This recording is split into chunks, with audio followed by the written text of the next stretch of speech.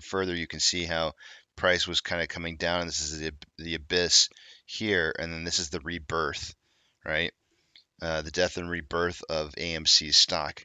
And now we're experiencing that whole path again ever since that May-June timeframe where we're going through this abyss of death and rebirth. The transformation of the company, getting back on its feet again and starting to become healthy, and for our story to change. And we're going to have a period of time here where atonement's coming up. We're going to have to make decisions that are really tough decisions. We're going to have to make tough choices, just really tough choices, and the question is can we make the right ones? Without the right choices to get there, we're not going to get the gift of goodness of goddess, the returns, the sick returns that we've been looking for the whole time, and that is what's considered the hero's journey, one of the best, I think, well-known hero's journey that's been talked about by a lot of different probably professors that have gone to, taught this in schools and whatnot, have probably mentioned like Star Wars quite often. It's probably one of the best hero's journeys you could possibly imagine because it has all of this so many times throughout the entire story. And so this is the hero's journey, and we're on it. We're on that hero's journey. But I want you guys to understand that this transformation, the transformation that we're seeing that's taking place right now, is going to occur with or without us, and us making the right decisions.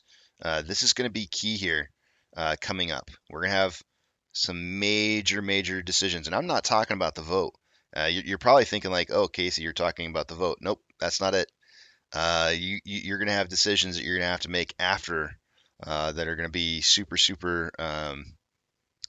difficult decisions that are either going to allow you to be a successful hero in this journey, and a lot of that all comes back to the supernatural aid. Will you be able to buy and hold? That's the kryptonite. If not, then this is going to take us straight back to here. The threshold, the beginning of the transformation, and starting all over again. So, and this happens. Sometimes this happens in these cycles where you never actually get to the point to where you've let go, and fully and honestly have started to understand what this is all about, why buy and hold works. One second here, I just want to do something real quick. I hadn't thought about this in advance.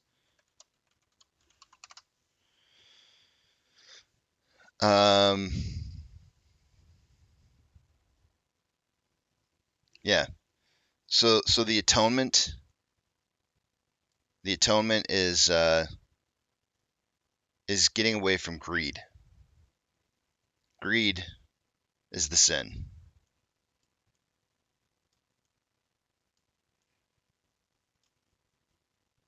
This is the sin. This is what causes stocks in general to be traded the way that they are. Greed. The sin is greed. The atonement, the way you get through it, the supernatural aid of buy and hold, gets you through the atonement. It's letting go of greed. It's not letting greed be the better of you. It's not saying, I need to have mine. I need my money, and I need my money now.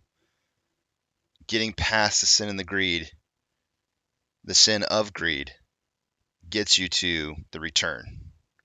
Otherwise, when you haven't had your atonement of getting past the greed, you get to start your journey all back over again. That's the hero's journey.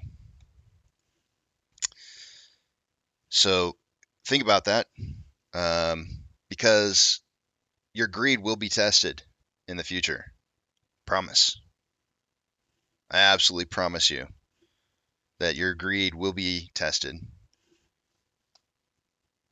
the question is will you be able to avoid the greed? Or are you going to start back over again and go back to the threshold, the beginning of the transformation? It's coming.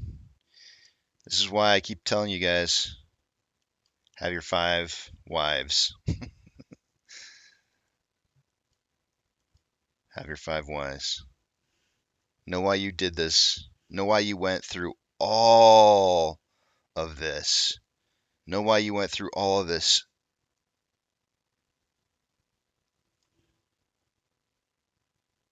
So you don't have to start all over again.